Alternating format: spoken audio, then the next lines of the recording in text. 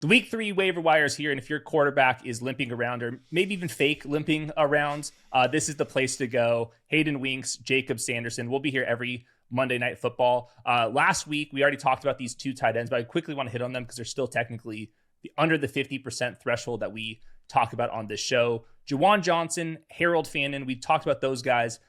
Some of you guys listened to us. Some of you guys didn't. It's still not too late for some of you guys out there. So after watching another week of these guys, Juwan Johnson, Harold Fannin, any updates? Both still really strong ads. Juwan Johnson continues to be a participation king.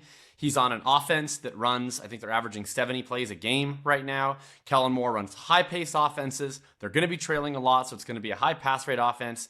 And you had a great note, too. Like, you watch the Juwan Johnson targets. It was not just like garbage time tight end slot, which, he has opportunities for as well. They were actually prioritizing him as a legitimate weapon within their offense that they're trying to feed the ball to. As far as I'm concerned, he's a locked in every week starter, basically rest of season, unless the return of like Foster Moreau at some point in time really changes it, but I kind of doubt it.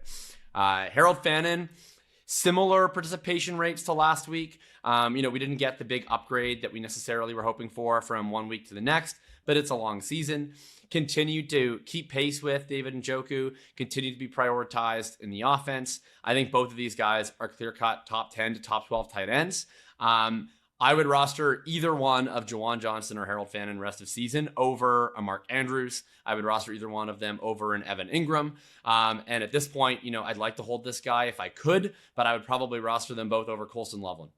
Yeah, I completely agree with all that. I think I would be ranking Juwan Johnson over Harold Fannin in the short term, but I do think that if David Njoku gets moved, if we see a little bit more flash from the Browns offense over the next couple of weeks here, then I do think that Harold Fannin becomes a lot more interesting. So I think he's like holding on for like the tight end 1-2 border, where Juwan Johnson right now is looking like a real part of this offense. It really doesn't come off the field. So those are good takes. We'll get over to the drop list, but I agree. Evan Ingram, Hunter Henry, we'll get to the drop list later in the show, but these guys I think are much better options than at least these old veterans. So with these guys out of the way, let's get some new names. And we watched one half of Monday Night Football, and we've seen enough from this next guy to be our number one addition for week 3 here. Woody Marks, tell us about pre-draft, what you're seeing on film and what you're not seeing from maybe Nick Chubb and Dameon Pierce. Yeah, Jaquavius Woody Marks is a guy who once had, and I think it was 86, if I'm saying the right number. It was a crazy amount of receptions in one season back when he was in Mike Leach's Mississippi State offense. Transfers over to USC, your USC. And to be honest, not like my favorite prospect in the pre-draft process. He was a guy that I would have put in like the LaQuint Allen category where we talked about last week. I think pass pro can be a strength for him. We've seen that today. He had a great blitz pickup in the first half. I think obviously pass catching can be a strength for him. I wouldn't qualify him as like a particularly dynamic runner, but in this specific situation, I'm not sure that there's a lot of other alternatives. Dameon Pierce, I guess they switched back to a zone scheme because he was made healthy and active in week 2. So that thesis, I think, is over.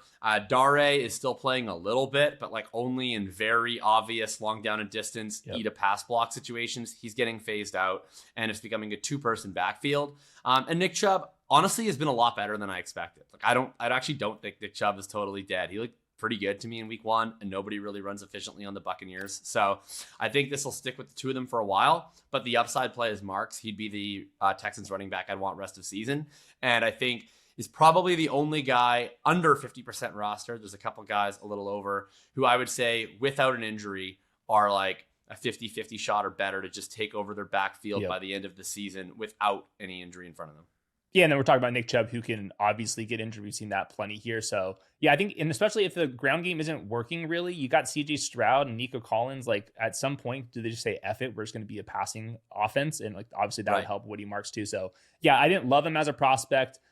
He did some nice things. I really like him in the pass game, and I thought there was a lot of question marks just because he's more of an air raidy back, like trying to like figure that out in a power NFL scheme is a little bit crazy to me, but it sounds like he's on pace to do that. So I completely agree that Woody Marks is a top priority pickup. I think that just because there's like still like some uncertainty here. Like I wouldn't go too crazy with the bids, but I do think that if you want to get aggressive on him, there just like has not been very many running back injuries so far. No. You know, like Austin Eckler, he's out. Aaron Jones is going to be out for the next couple weeks, but Jordan Mason was like already rostered. And then Austin Eckler, obviously Bill is rostered, and that's still going to be some committee approaches for those backfields. So we're still waiting for like the guy that you absolutely have to blow your entire budget for. So in the meantime, I do think that Woody Marks is a nice addition.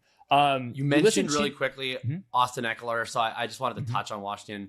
I think that the guy who inherits most of that is Jeremy McNichols, but like I don't even think you were starting Austin Eckler the last 2 weeks, or if you did, you weren't very pleased about it. Yeah. So like, I don't think you want the guy who's going to inherit 75% of the Austin Eckler role and maybe split some of that with the corpse of Chase Edmonds. You know, if you're like in a super deep FFPC league, is he worth a few bucks? Sure. But if you're starting Jeremy McNichols, you're in rough shape. Like he's going to be like a Tyler Beatty level play, I think. Yeah, completely agree here. Now, here's like two sneaky options. And I was like, when you sent me over these names, I was like even surprised that they even meet our 50% threshold.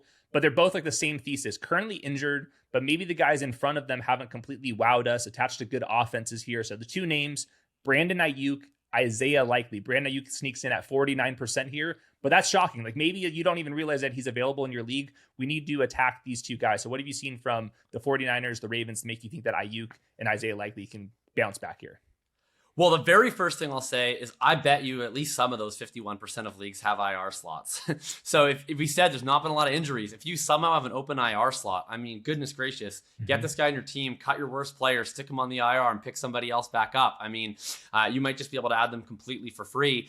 Even if you don't have an IR spot, if you're fine with wide receiver health in particular or tight end health, you know, go and add one of these guys because Brandon Aiyuk is expected roughly to come back in between 3 to 5 weeks from now. And the 49ers so far have, you know, Christian McCaffrey looks great, but he's an eternal injury risk. George Kittle's going to be out probably at this point, I would guess longer than Brandon Aiyuk is out.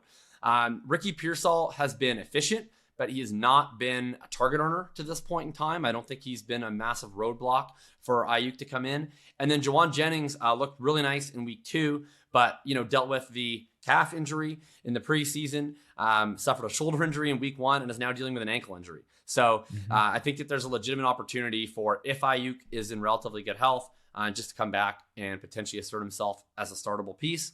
And likely same thesis, but like Mark Andrews, I think it's just over. I mean, he's had a really nice role these 2 weeks without Isaiah Likely.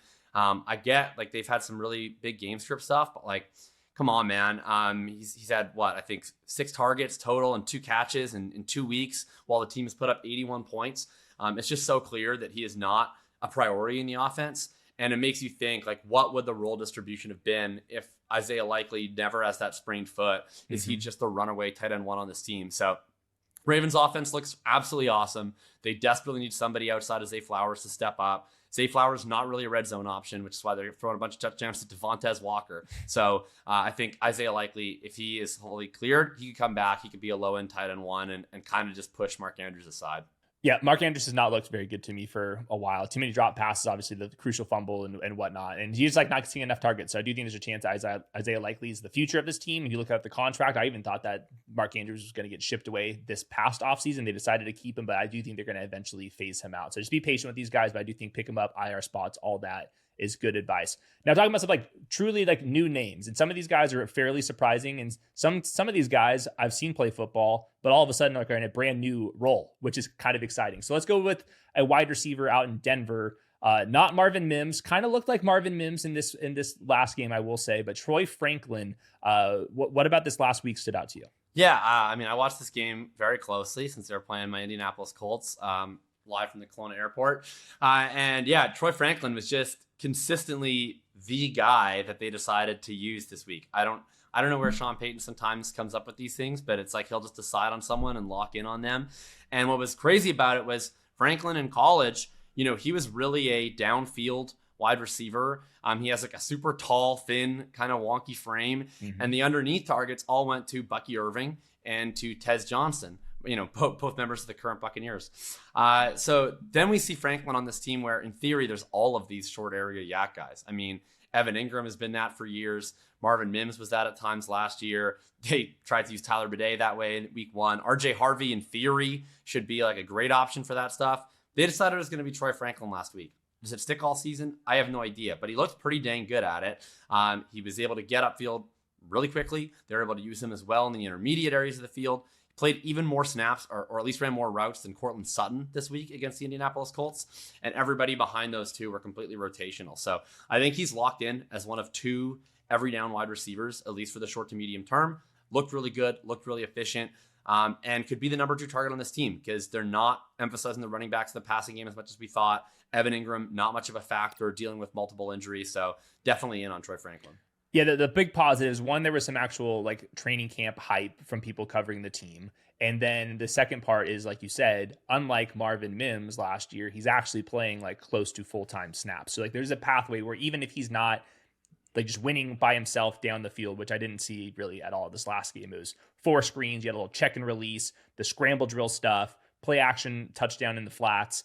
There was nothing, it was all schemed up stuff, which is what we saw with Marvin Mims. I think this is going to be pretty fragile. So like among the entire season of wide receivers, where does this land? Kind of mediocre. Like you have a young player in a decent enough offense playing full-time snaps. I like that. How sustainable is this? We'll see. I need to see him like win by himself, but you at least have Sean Payton, who kind of like season by season, month by month, will find like a new guy to like be the Joker. And like right now, the Joker's Troy Franklin, kind of unpredictable, but that's where we're at. So I wouldn't go too crazy here. But I do think that he's worth an ad. He's at 3% rostered on Yahoo right now. So like he's available in your league. And I do think that he is better than like a lot of like veterans that are like still like in the wide receiver 3 on their own team. There's a little bit more upside with Troy Franklin, even if I'm not like fully buying into it. Yeah, I mean, if he is able to keep this role, it's basically the Marvin Mims role of last year, which is short area schemed stuff with deep targets. And then you also just get to throw in like an extra 40% routes on top. Mm-hmm. And so even if he's just like replacement level on those additional 40% routes, you're still going to get like an obligatory 13% target share or something. Yep. So that still like bakes in a floor that Marvin Mims never had. Yep, completely agree there. Wan'Dale Robinson, I mean, I've never seen the man play like this before in his entire life. And so first of all, want to just press pause on this. I do think there's a couple things that have changed. For one, he's actually running downfield routes. Like this was just, he was running go routes. It was coverage busts. There was 2 massive coverage busts. The Cowboys linebackers are pathetic. Their safeties were pathetic. Wide open, Wan'Dale Robinson scores. At the same time, he's running more downfield routes, which is a positive because Russell Wilson throws the ball down the football field, which we have not seen before. So there's like some theoretical upside with Wan'Dale Robinson. He was like Mr. Target Earner. They would never matter because they would be 3 yards on like 3rd and 10, and they were completely meaningless. There's at least a chance that things have changed because they have Russell Wilson here. So he's only 22% rostered on Yahoo. What should we do with Wan'Dale Robinson? Because he's like somebody that the spreadsheets bros absolutely love this dude. And the Tate bros are like, what exactly are we doing here? Is there anything that we can kind of glean from this like potentially new situation for Wan'Dale? I mean, first of all, I'm just so tilted because I thought people wrote off Wan'Dale way too rudely, like when he was coming out as a prospect, because there was at least one of the seasons, I think at Kentucky with Liam Cohen, where he was actually getting some downfield stuff in addition to all of the short area bullshit. But at this point in time, I had like pretty much given up on Wan'Dale. I barely drafted him this year. And I'm like, of course, now is the year that he's just turned into Deshaun Jackson overnight. Yeah, I mean, it was a ridiculous game by all accounts. How Russell Wilson went from about as bad as I feel like a quarterback has looked in week 1 to just carving up the Cowboys like a Thanksgiving turkey the next week is wild. I mean, just like ridiculous and unforeseeable inconsistency between those 2 performances. But Wan'Dale, yeah, I mean, he's actually getting run down the field, and I'll give it to him. He's actually healthy, right? I mean, he's one of these guys. I feel like when players that aren't high profile suffer major injuries, we kind of just never apply the same injury excuses that we do to higher profile players. And, we talked about this with Tillman with the tightrope, I think in week 1. And it's similar with Wan'Dale. Like, he was working back from an ACL injury. This is, I think, year 3 now post this injury. And we're seeing, I think, the best version of him that looks closest to what he looked like at times in his first year in the league, which was legitimately interesting. There's always going to be a lot of room to operate when you're playing next to someone who's such a central focus like Malik Neighbors. And so, I think he's a guy in full PPR leagues, at least, where you can start him in the flex, any week that you want to. I think that this is going to be the highest scoring fantasy game he has in his NFL career, but I still think he probably is going to retain, a lot of 5 for 60 weeks in the future as well. And maybe there's a couple more spike weeks mixed in. All right, one more wide receiver, Elic Ayomanor, 8% rostered here. Scramble drill touchdown, but he also had a great one-handed catch near the sideline. Still not seeing as much separation, but all that stuff is nitpicking. He's a pretty much full-time wide receiver in an offense with a lot of uncertainty. Calvin Ridley hasn't done a whole lot in his age, 31-ish season. So rookie uncertainty here with Elic Ayomanor. So how would you rank Troy Franklin, Wan'Dale Robinson, Elic Ayomanor? They're all pretty much all available here. If you had to pick one, if you're a Jaden Reed guy and you have to drop Jaden Reed for one of these guys, which one would you pick? I mean, it does depend on the format. It depends on your team situation. I'll guess my overall answer, I think, would be Franklin, because that's the offense that I actually have the most faith in. Ultimately, all 3 of these guys you're hoping number 2 options, I think, in their offense. So give me the Denver Broncos, who I at least believe will score points on a consistent basis. Whereas the Giants, as good as they looked in week 2, they looked horrible in week 1. I think it's going to be very inconsistent. The Titans so far are no bueno on the offensive side of the ball. So I'm going to go with Franklin for that reason. But I think if it's just a very short term, you just need a guy to get you through the next couple of weeks, I'm probably going Wan'Dale, because his role is so locked in. I think if you're just get me someone who can get me 11 for the next 2 weeks until, X wide receiver is back in my lineup, that's probably the route I'd go. Okay. Hunter Renfrow is also on our list. It was so garbage time underneath stuff. And on tape, it was not even as fun to watch as Adam Thielen was at times last year. So I'm not really buying into the Hunter Renfrow stuff, but credit where it's due. He did have a nice box score in this last one. People love to get on my mentions about Liggett because I left him out of my dynasty rankings this summer. Okay. So I just need to shout out Xavier Liggett. We're at 15 targets for 4 yards so far this season. So NFL history was made because of Xavier Liggett. Fewest amount of yards, negative, on 8+ targets. That is literally worse than what you and I would have done with those. I think it's literally 15 targets for 4 catches for 8 yards on the season. It's tough. It's very tough. They're missing Jalen Coker. By the way, Jalen Coker, I'm sure he's available. You had an IR spot. Let's pick up Jalen Coker just for the vibes, just to show your league mates that ball. And maybe by December it'll matter. Speaking of just playing for the future, these guys don't have that much fantasy value yet, but I do want to point them out. Tyler Allgeier and Blake Corum, there were some real signs of life for both of them this past week. So let's take this one by one. If you had to pick one up versus the other, which one would you go with, Allgeier and Corum? It would be Allgeier for me, for the simple reason that the Falcons do not have any form of credible third running back on their roster. If Bijan Robinson were to go down, it would be Allgeier. I think getting 90% of the offensive snaps. There's just nobody else to give the ball to. With the Rams, Corum has clearly asserted himself as the number 2. But I still think that, Jarquez Hunter is not probably, a special teams guy for them. So there's no reason for him to be up on game days. I don't know that we have that much information on exactly what the split would look like in the event of a Kyren Williams injury. Certainly Hunter is a way more talented and challenging threat to Corum than anyone that the Falcons have to offer. I guess the one case you could make for Corum is that Bijan is just obviously infinitely better than Kyren Williams. So if you wanted to bet on someone to flip his own backfield, it would be Corum. But I don't know. I just have a hard time buying if that's happening. I'm not a Kyren Williams fan. I don't love what he brings to an NFL offense, but they've enjoyed it for 3 years. I have a hard time believing if they're going to ever truly flip it to a point that you're starting Blake Corum in non-desperation spots. As a standalone piece. Yeah, completely agree with all that. I like picking up both of them. I think the Rams have settled, and McVay said this after the game, that a 70-30 split between the two feels right. That feels about right. Maybe that gets a little bit closer to 50-50, but they paid him in the future. Kyren is beloved by them, and he hasn't been so bad where they have to bench him. He just like pretty replacement level. And then I think Blake Corum's got to show a lot to like actually replace him. So we'll see. I did like Darqueze Hunter as a sleeper prospect as well. So I think that's a good shout out there. But I do think the Kyren stuff did take a pretty big hit. Not that surprising. Blake Corum, I thought, looked pretty good in the preseason. Even as a rookie, he's battling a lot of injuries, but I thought he made like good decisions every single time he runs the ball. And then with Allgeier, he's one of the best handcuffs there is. So like, there's no reason why he should be only rostered in 30%. Like, first of all, Bijan touches the ball 20 plus times per game, so he's among the highest to get injured. And then Allgeier has proven it by himself, and they're running a lot of like passes there where I do think he's gonna even catch a little bit more passes than he has in previous offenses too. So I like really like the Tyler Allgeier stuff.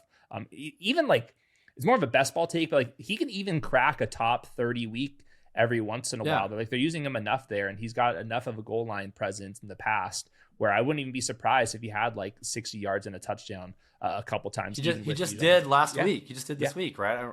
I mean, they like him in that closer role where, you know, if they just need someone to grind out yardage down the stretch, he's the guy they call on. He's a good ass player. I hope a team tries to sign him to be like a 1A back next year. I think a guy a smart front office should go after, because he's a top 32 back in the league every day for me. And I think the only reason he's not valued higher is because Bijan's never been hurt, so we haven't gotten the experience of Tyler Allgeier being like the old Alexander Madison or Tony Pollard or like how Zach Charbonnet was at times last year. But if it ever happened, I think you're instantly, you know, having that experience and you're loving it, because I think he would average like 16, 17 points a game.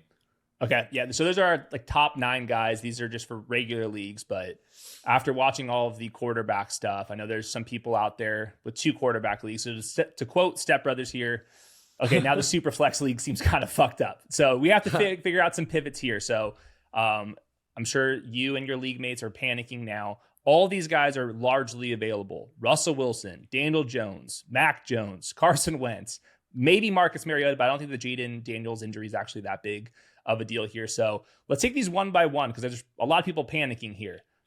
Out of all of those names that I just mentioned, who's your absolute favorite for super flex leagues, QB2 streamer leagues, DFS, you name it? Yeah, I mean, I'm not going to be defeating the homer allegations on this one, but I got to go with Indiana Jones. First of all, best nickname imaginable. So glad we're in the Indiana Jones era.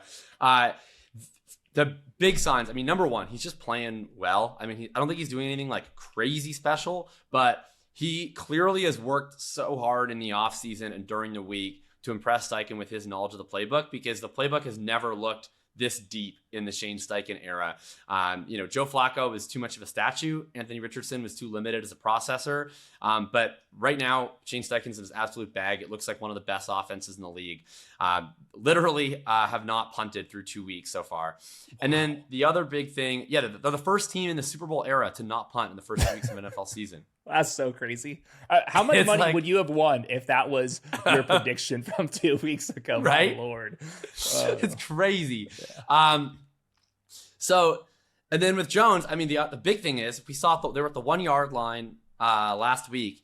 They gave him QB sneak on first down, stopped. QB sneak on second down, stopped, but there was a defensive offside. They gave him a 3rd consecutive try at the QB sneak, and he converts on the 3rd time. I mean, basically, Shane Steichen was in Philly when they were doing this before Saquon Barkley got there, but with when they had DeAndre Swift, when they had Miles Sanders. I mean, this is going to be, actually, I think it was pre-Swift, but whatever. This is going to be basically the Philly offense, Midwest style, where it's Daniel Jones is kind of the Jalen Hurts, and Jonathan Taylor's Saquon Barkley, where he is going to have this ridiculous role. He's going to play all the time. He looks awesome. But once they get to the 1, it's Daniel Jones time. I think he's going to have like 12 rushing touchdowns this season. And you cap that off with, 4 or 5 zone read rushes, couple scrambles, and what seems to be 250 to 300 plus passing yards every single week. And we're in absolute business. So this offense is humming. I think he's going to be a top 12 guy rest of the season. Like I'd even want him on my roster in 1 QB leagues.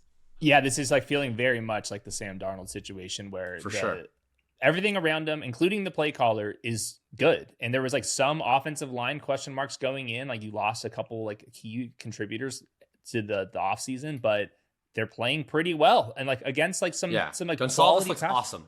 Yes, this is the uncertainty where through 2 weeks you have a little bit more confidence in this. With Daniel Jones play, before he would never push the ball downfield. I don't think he's like going through his progressions and like ripping downfield throws, but like when it's schemed up and there's a one-on-one opportunity to Alec Pierce down the field or with Adonai Mitchell, like he's attempting those throws, and like for now they're being completed. So I think a lot of credit to Daniel Jones here. Like he seems healthy, which is good. It seems like it's a good offense, and I do think that out of everybody in Indiana right now, Shane Steichen's got to be absolutely feeling himself after taking so much shit and like obviously being proven correct here. So let's ride this one out. He's going to be the guy for a very long time. And until like proven otherwise, I do think that there's enough like things that Daniel Jones is doing with the great environment around him that this looks fairly sustainable. So I'm with you there.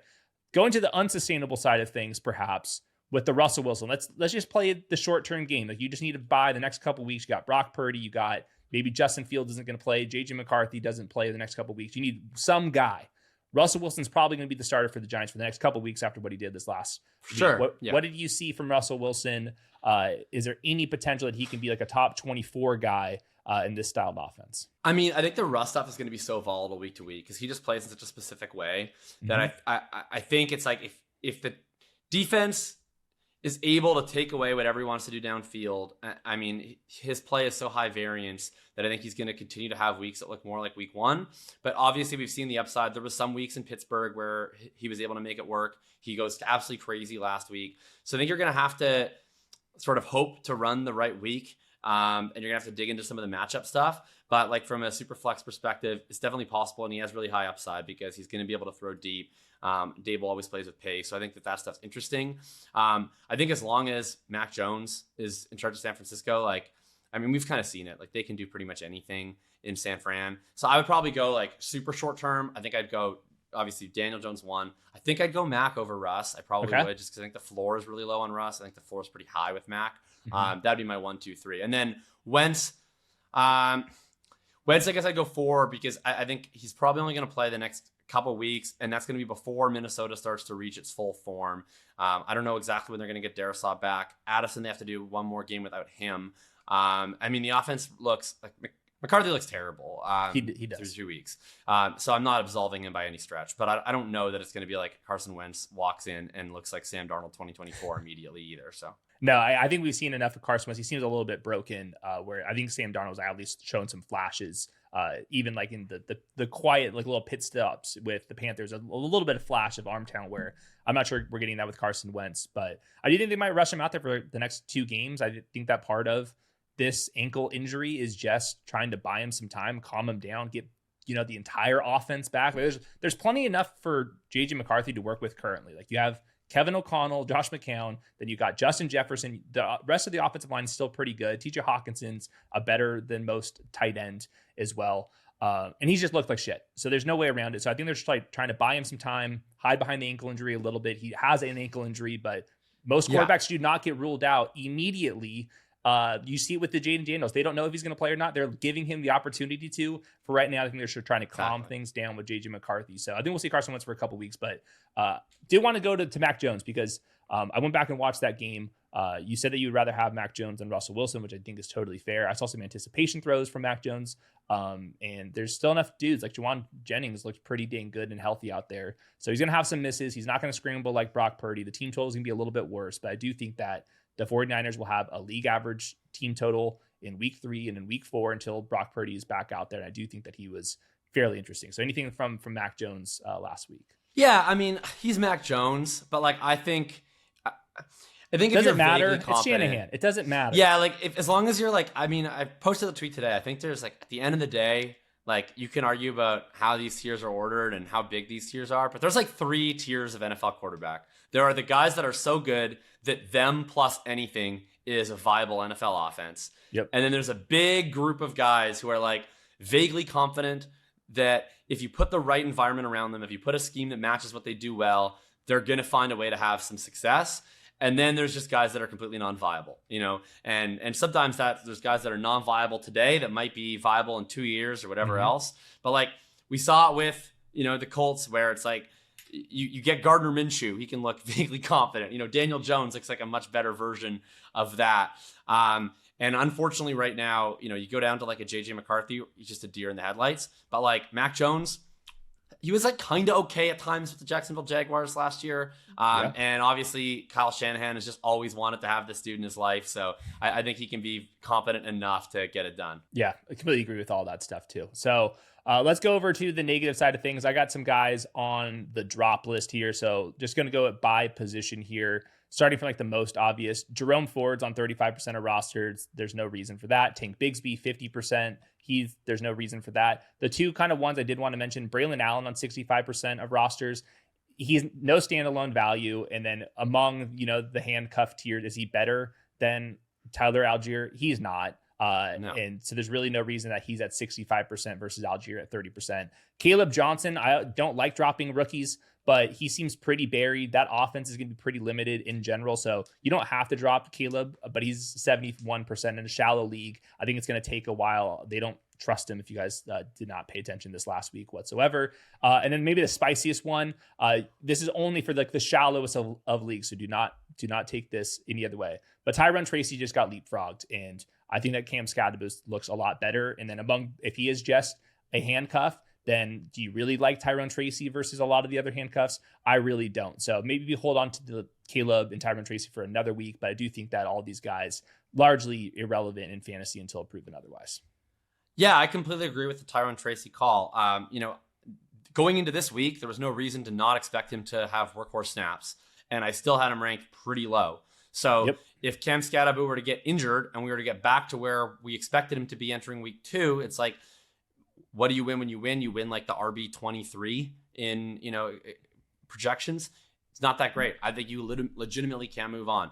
Every single running back that you roster on your team, you got to look within the specific format of your league. How many teams are there? How many guys are you starting? And ultimately, what's your running back room? Are you a 0 RB team or did you invest a lot at the position early on? You got to look at, does this running back have standalone value on my team? Are they ever going to see my lineup without just like an insane amount of injury bad luck? And if the answer to that is no, then you should only evaluate them on the basis of their contingent upside. So I think that, you could be justified dropping Tracy. Johnson stuff is tough. He's the guy I would have the hardest time dropping of all of the guys that you named, but I totally get it. I really like the guy out of college. I'm not giving up hope for his career yet. He's barely even played offense so far, but like, it's getting Sky Moore vibes where it's like, we only let you play special teams, and unfortunately you're the worst special teams player of all time. So we're not going to now let you play offense because you keep fucking up on special teams. It's just really bodes well or bodes poorly for sure. So it doesn't help that his quarterback is fucking Aaron Rodgers and then Mike Tomlin too, and Arthur Smith. Like these guys, I can just see them playing favorites a little bit more and like, let's keep this thing going. Like Aaron Rodgers is good enough. Like they think their defense is good, which it's not. Like we've got 2 weeks of data. It's terrible defense. But they're trying to play this game. And obviously Jaylen Warren had like maybe the play of the freaking season at running back. Now it was out in the flats and Caleb Johnson's never going to do that. I do think that these two guys can end up complimenting each other. So like you don't have to do this, but like, exactly. Yeah, exactly. So that's enough of the running backs. Real quick, though. Warren stuff, he looked really good. And look, I'll give credit to the Steelers for this. At least they like toned it down with the Kenny Gainwell nonsense. That was ridiculous in week 1. Yeah. So at least like Jaylen Warren, we can disagree. We probably even do disagree about exactly how good Jaylen Warren is as a running back. He's at least an NFL running back. Kenny Gainwell is not. And so it's nice that they decided to be adults about it this week. I hope at some point in time they phase Gainwell out altogether. There's no reason for him. Jaylen Warren is awesome as a pass pro third down back. Why do we need a pass pro third down back? Just use Caleb Johnson on early downs, but whatever. Yes, I think that eventually we'll get there. In some shallow leagues, you don't have to be patient with him. So that's all I will say about that. Wide receivers, Jaden Reed, if you don't have a bench spot, we're talking about 6 to 8 weeks. He's in a rotation. He's out there on 58% of teams. You don't have to hold on to him. Rashad Bateman, somebody that's also at 38%. He's just like so hard to predict. Like I think there's a pathway there, but he seems like more of a better in best ball guy. So there's some other names that we've said where I think I would maybe rather just go those directions. At quarterback, JJ McCarthy, obviously it looks pathetic. We don't know when he's going to be back. He's rostered 73%. You can drop him. Trevor Lawrence at 46%. man, the Jaguars offense is very frustrating. They're trying to do a lot out there. Eventually it will click. Is that going to click right away? Is Trevor Lawrence even that good? We're still asking this in year 5. So I think that he's droppable. And then tight end 275 and 3. I mean, this is like the most like hated on 275 and 3 game I've ever seen. And it should have been 279 and 4 if Brian Thomas could use his hands. Yeah. Like, I don't know. I'm like not as out on the T-Law stuff as seemingly everybody else. Yeah, that's fair. He's not a must drop. I like, obviously JJ McCarthy is, but would you rather have a quarterback too, like Trevor Lawrence, if you have one of like the locked in starter, or would you roll the dice on a Woody Marks and Tyler Allgeier type? I think I would rather go with those types. So I think that's like the decision where you don't have to drop any of these guys, but just you're allowed to. Evan Ingram, 85% rostered.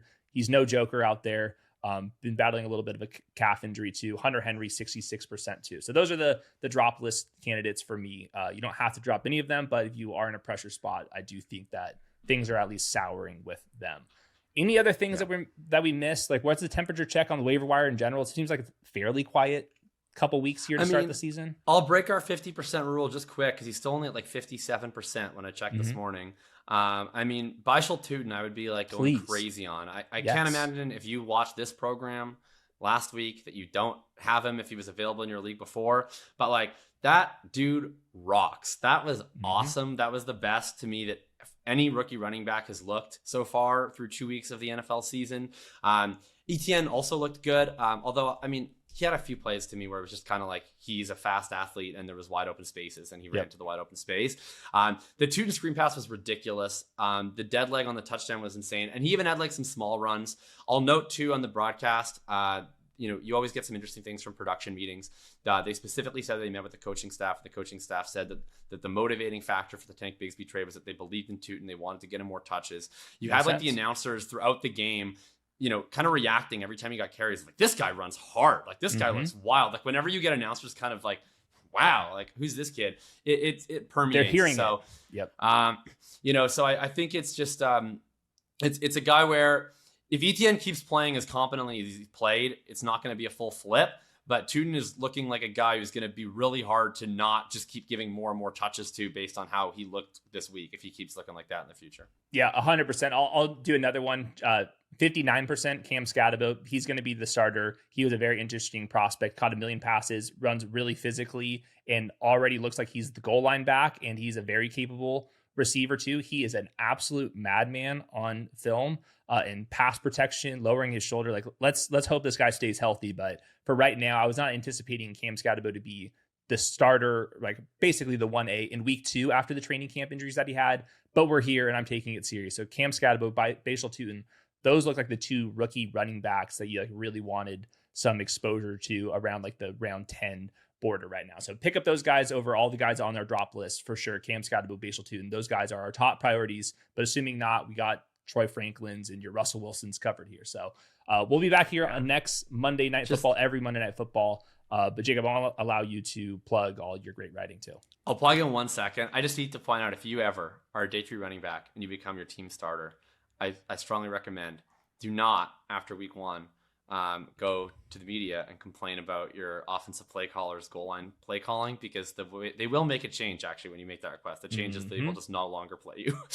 They will play the guy that they just drafted. So Tyrone, sorry buddy, but it was ill-advised. You can find myself on Thinking About Thinking. I will have my little waiver update, which is going to be pretty similar to what we just talked about up tomorrow. I'll have the Hitchhiker's Guide Sunday Drive up at some point, either tomorrow or if not, then the very first thing on Wednesday morning. I'll have Dynasty Ranks updates. I'll have a little column on some top stuff. The Jaguar stuff is fascinating to me, so really I just feel the need to write about them like almost every single week at this point. Yep. Then we'll have the regular Streamer Stock Watch, the rankings, all that stuff, Shipcast, and Dynasty Points tomorrow, Tuesday night. So thanks for having me. Yeah. Make sure you're subscribed over there. You're following him on Twitter too. Gives plenty of good takes. He's on the right side of history on the JJ McCarthy stuff. So I really appreciate him over there. Yeah, exactly. Yeah. Oh my God. By the way, that was 3 separate ankle injuries you had pictures of. That's just basketball. Like when you're a mid-tier player like me and you're out there grinding and you're trying to carry your team, what's going to happen is your ankle might point the other direction every once in a while. And guess what? You deal with it. You might be living the consequences of it as a 31-year-old. I don't even play basketball. I'm too scared to compete at this point, but that's because I'm out here grinding for you guys on the waiver wire stream. So. Dude, you look, for the record, he has an ankle injury. I'm not saying he doesn't have an ankle injury, but like you said, I thought you had the perfect take. Normally, if you want your guy to play, or if you're not trying to take pressure off of him, you say he's actually better than we really think. It's the lowest of all the high ankle injuries in history. You know, he might even play this week. If it was a playoff game, I think he could go. And instead it's like, I don't know when he's coming back, guys. Like this ankle injury is pretty bad. I'm not sure about this one. And what was crazy is like after the game, no mention of it. He was listing all the other injuries. JJ McCarthy wasn't part of that. I'm reading the Vikings beat reporters that are taking shots at me, and I'm looking at their write-ups of the game. No mention of the JJ McCarthy injury. And now it's like after they said it, they're like, oh, obviously his ankle injury was a big deal. Like as if that would have been the biggest storyline if it was a very real ankle injury. So like very convenient that after watching the tape, which was miserable, that like now he's not out there. Probably in 1 to 2 weeks we're feeling that out. When let's have a nice wide range. Wide range. Let's have it dependent on Darisaw, Addison. Maybe we'll even see how good Carson Wentz looks. You know, that ankle might have a setback. If Carson Wentz has 280 and 3, who's to say exactly? Who's to say? Yeah. So that's why I hire you over here on the show. You know what to see, what to not see, what to believe out here. So that's our little tinfoil hat to wrap up tonight. So see you guys next Monday. Subscribe here, subscribe to him. We'll see you guys tomorrow. Peace.